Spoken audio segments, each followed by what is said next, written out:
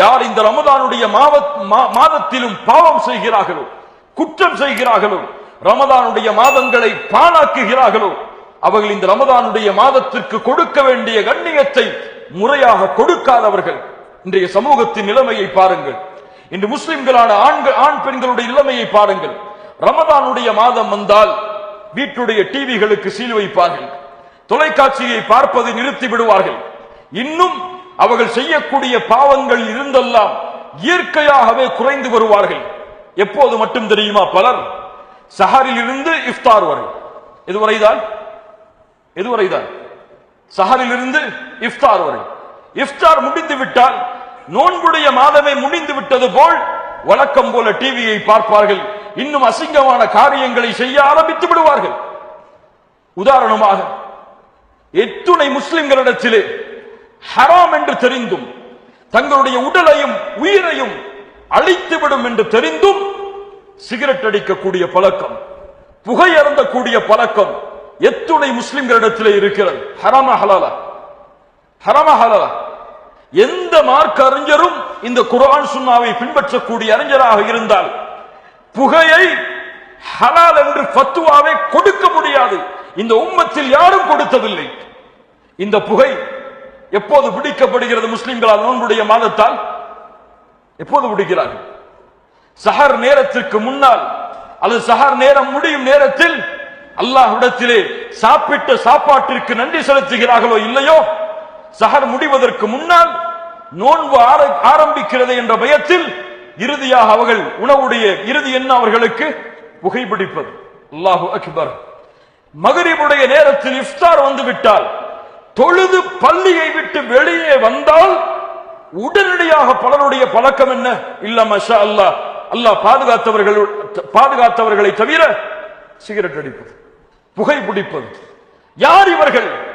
இவர்களுக்கு இந்த ரமதான் மாதத்துடைய கண்ணியம் தெரியாதா? இந்த ரமதான் மாதத்தில் அல்லாஹ் ரப்புல் ஆலமீன் கொடுக்கின்ற சிறப்புகளை இவர்கள் அறியாதவர்களா?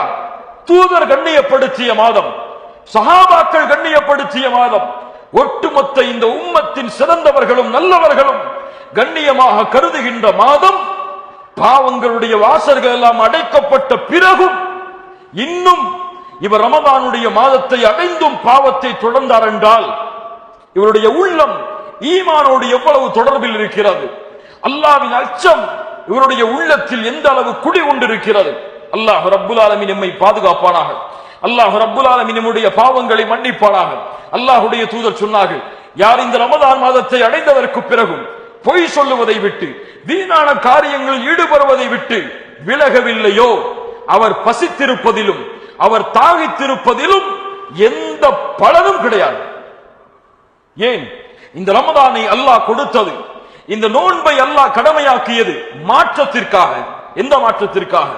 வாழ்வின் மாற்றத்திற்காக, குணத்தின் மாற்றத்திற்காக, இன்னும் வணக்க வழிபாடுகளின் முன்னேற்றத்திற்காக அல்லாஹ் கொடுத்த இந்த மாதத்தில் யார் இதை விட்டு விலகவில்லையோ அவர்கள் நோன்பிருப்பதில் பலனே கிடையாது என்று அல்லாஹ்வுடைய தூதர் ஸல்லல்லாஹு அலைஹி வஸல்லம் அவர்கள் சொன்னார்கள். அல்லாஹ்விடத்திலே வாக்கு கொடுங்கள் ஆண்களே பெண்களே, அல்லாஹ்விடத்திலே உறுதி கொடுங்கள். யா அல்லாஹ், இந்த ரமதானுடைய மாதம் தொடங்கிவிட்டது, அறிந்தோ அறியாமலோ சில பாவங்களை செய்திருக்கிறேன், இனிமேல் யா அல்லாஹ் இந்த ரமதானுடைய மாதம் முடியும் வரை எந்த பாவத்தையும் நெருங்க மாட்டேன், அதில் உறுதி கொள்கிறேன். இந்த ரமதானுடைய மாதம் என்னுடைய வாழ்வை மாற்றட்டும், அதிலிருந்து என்னுடைய மரணம் வரை நான் தொடர்கிறேன், அந்த பாவங்களை நெருங்காமல் என்று அல்லாஹ்விடத்திலே உறுதி கொடுங்கள். குல் யா இபாதியல்லதீன அஸ்ரஃபு அலா அன்ஃபுஸிஹிம் லா தக்னது மிர் ரஹ்மத்தில்லாஹ் இன்னல்லாஹ யக்ஃபிருத் துனூப ஜமீஆ. வரம்பு மீறி பாவம் செய்த என் அடியார்களே, என் அருளில் நம்பிக்கை இழக்காதீர்கள், உங்களுடைய எல்லா பாவங்களையும் நான் மன்னிக்கிறேன், நான் மன்னிப்பவனாக அருள் செய்பவனாக இருக்கிறேன் என்று அல்லாஹ் ரப்புல் ஆலமீன் குர்ஆனிலே கூறுகிறான். வமை யஅமல் ஸூஅன் அவ் யظلم نفسه ثم يستغفر الله يجد الله غفورا رحيما. கவலைப்படாதீர்கள், பயம் கொள்ளாதீர்கள், என் பாவங்களை எல்லாம் அல்லாஹ் மன்னிப்பானா, என் குற்றங்கள் எல்லாம் மன்னிக்கப்படுமா என்ற கவலையில் வாடாதீர்கள். மகிழ்ச்சி அடையுங்கள், சிரியுங்கள், மௌனமாக அமருங்கள், நிதானப்படுங்கள், அல்லாஹ்விடத்திலே மன்னிப்பை கேளுங்கள். அல்லாஹ் கூறுகிறான், யார் பாவங்கள் செய்து தங்களுக்கு தாங்களே அநீதம் செய்து அல்லாஹ்விடத்திலே பாவ மன்னிப்பை தேடுகிறாரோ அவர் அல்லாஹ்வை பெற்றுக் கொள்ளுவார், அவனுடைய பாவங்களை மன்னித்தவனாக என்று அல்லாஹ்வுடைய தூதர் ஸல்லல்லாஹு அலைஹி வஸல்லம் அவர்கள் சொன்னார்கள். இரண்டாவது, இந்த ரமதானுடைய மாதத்தை அடைந்திருக்கக்கூடிய நாம் இந்த ரமதானுடைய மாதத்தை கண்ணியப்படுத்த வேண்டும் என்றால் உள்ளங்களை தூய்மைப்படுத்துங்கள். அல்லாஹ் இந்த ரமதானுடைய மாதத்தை கடமையாக்கிய நோக்கத்தை கொண்டு.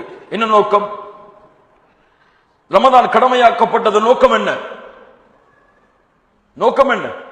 யா அய்யுஹல்லதீன ஆமனு குதிப அலைக்குமுஸ் ஸியாம் கமா குதிப அலல்லதீன மின் கப்லிக்கும்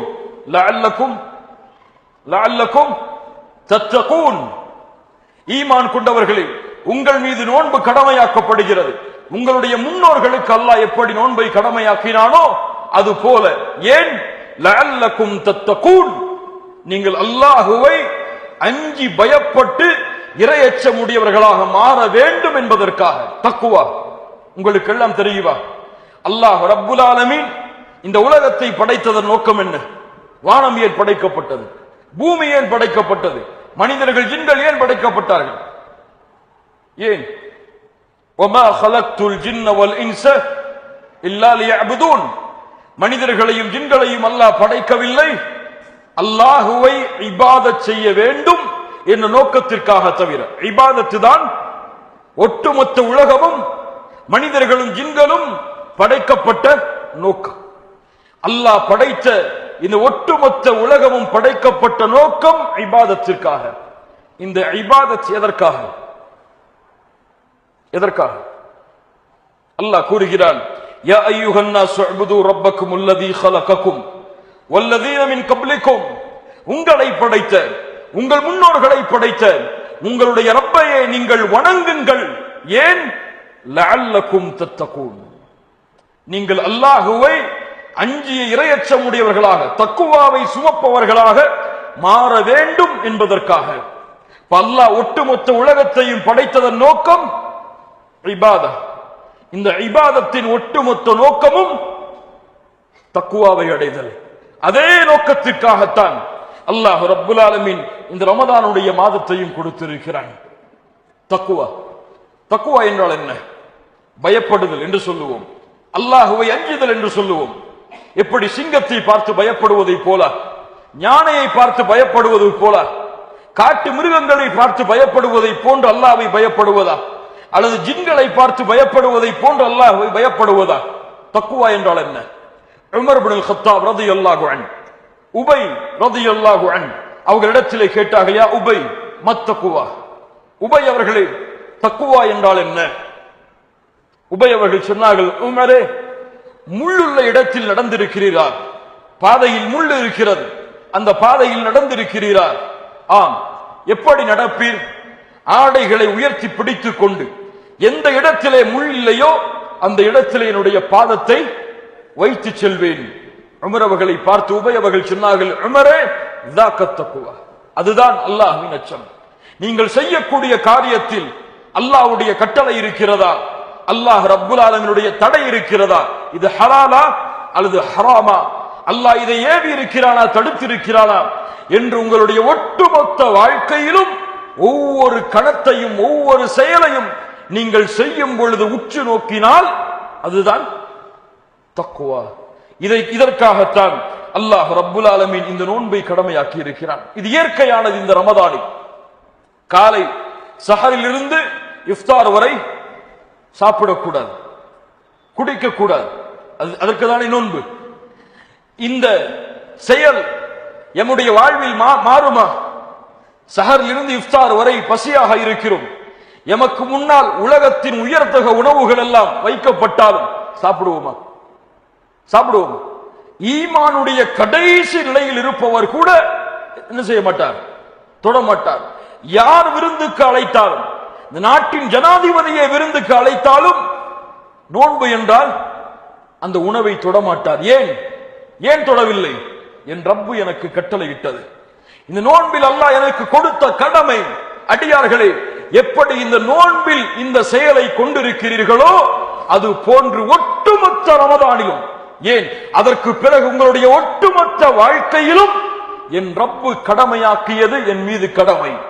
என் ரப்பு எதை விட்டு விலக்கினானோ அது எனக்கு நெருக்கமாக இருந்தாலும், என் தொழிலுக்கு நெருக்கமாக இருந்தாலும், அது இல்லாமல் நான் வாழ முடியாத நிலைமை வந்தாலும் அதில் நான் நெருங்க மாட்டேன் என்ற உணர்வை அல்லாஹ் ஏற்படுத்துவதற்காகத்தான் இந்த ரமதானை அல்லாஹ் ரப்புல் ஆலமீன் கண்ணியப்படுத்தி இருக்கிறான், கடமையாக்கி இருக்கிறான். கத் அஃப்லஹ மன் ஸக்காஹா வ கத் ஹாப மன் தஸ்ஸாஹா. யார் இந்த தக்வாவை கொண்டு இந்த ரமதானுடைய மாதத்தில் உள்ளத்தை தூய்மைப்படுத்தினாரோ அவர் வெற்றி அடைவார். யார் உள்ளத்தை தக்வாவை கொண்டு தூய்மைப்படுத்தவில்லையோ அவர் புதைவார், அவர் நாசமடைவார். அல்லாஹ் ரப்புல் ஆலமீன் எம்முடைய உள்ளங்களை தக்வாவை கொண்டு அல்லாஹ் ரப்புல் ஆலமீன் தூய்மைப்படுத்துவாராக. அல்லாஹ்வுடைய தூதர் ஸல்லல்லாஹு அலைஹி வஸல்லம் பிரார்த்தனை செய்வார்கள், அல்லாஹும்ம ஆதி நஃப்ஸி தக்வாஹா. யா அல்லாஹ் எங்களுடைய உள்ளத்திற்கு தக்வாவை கொடுப்பாயாக. வ ஸக்கிஹா வ அன்த கைரு மன் ஸக்காஹா.